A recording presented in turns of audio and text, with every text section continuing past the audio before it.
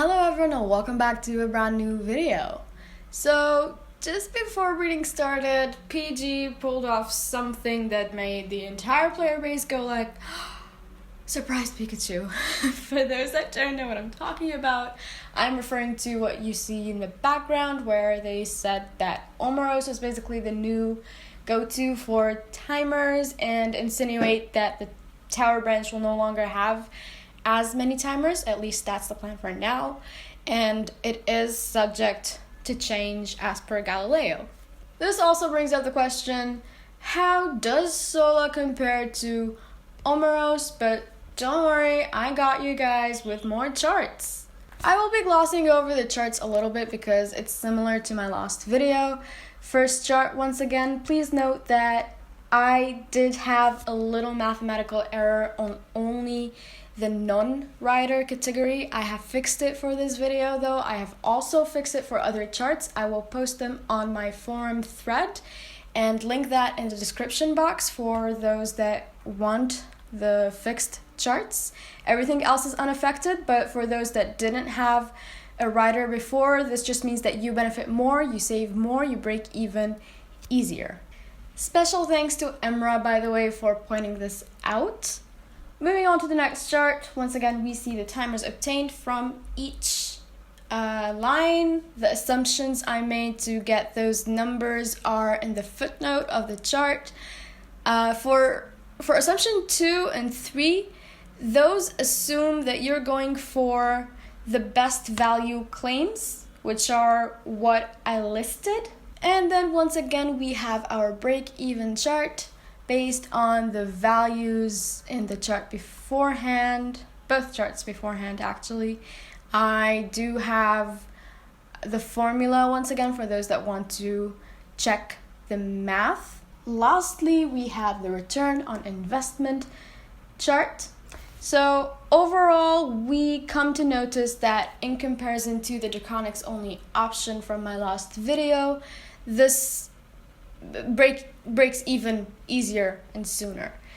By the way, as a side note, some people did not understand the Draconics option. So the Draconics option was assuming that you were already planning to get the festive, which means that the 37k sigils you would have spent on Sola would have been purely spent on Draconics instead.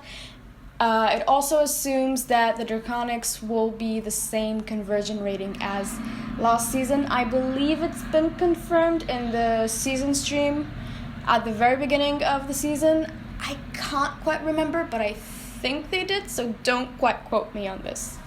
So now that we've talked about whether to get Sola or Omaros, I want to talk about something else where you will be planning to get both lines, but you just don't know which one to go for during the 20% boost. Don't worry, I still got you guys for this.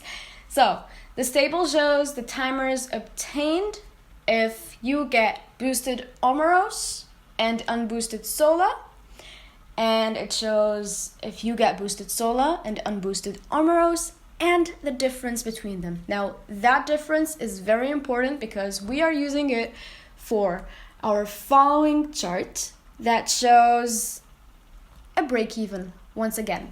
But it's very, very, very, very, very important to note that this is only for the next fort that will run from the 20th of January to the 25th. The reason being, to make Sola worth getting first, you're going to have to make up for those 76 days extra you would have gotten with boosted Omaros. So basically, in super simplified terms, if you're planning to get both lines and can only finish one during the 20% boosted time period, these are the values of days you'll have to spend on this upcoming fort to break even on those extra 76 days you would have gotten with Omaros. So basically, if you can spend that many timers next fort for your corresponding rider case, then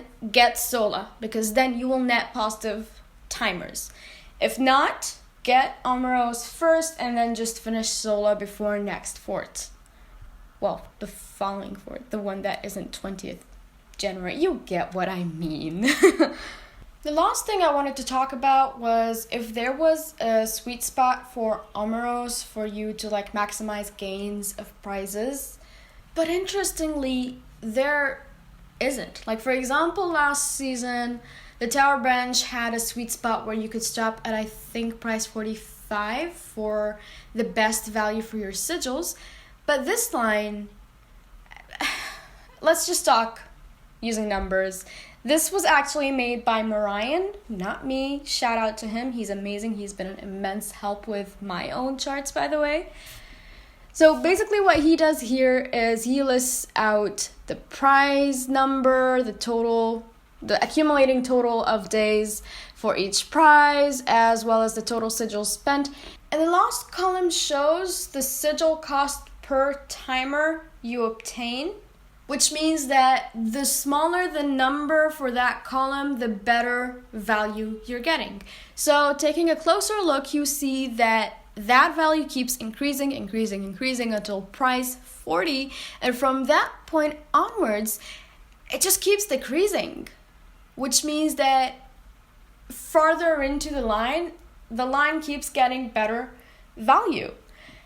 The chart does assume unboosted prizes, by the way. So with boosted prizes, I believe that just means it'll be even better value. So just keep that in mind, I suppose.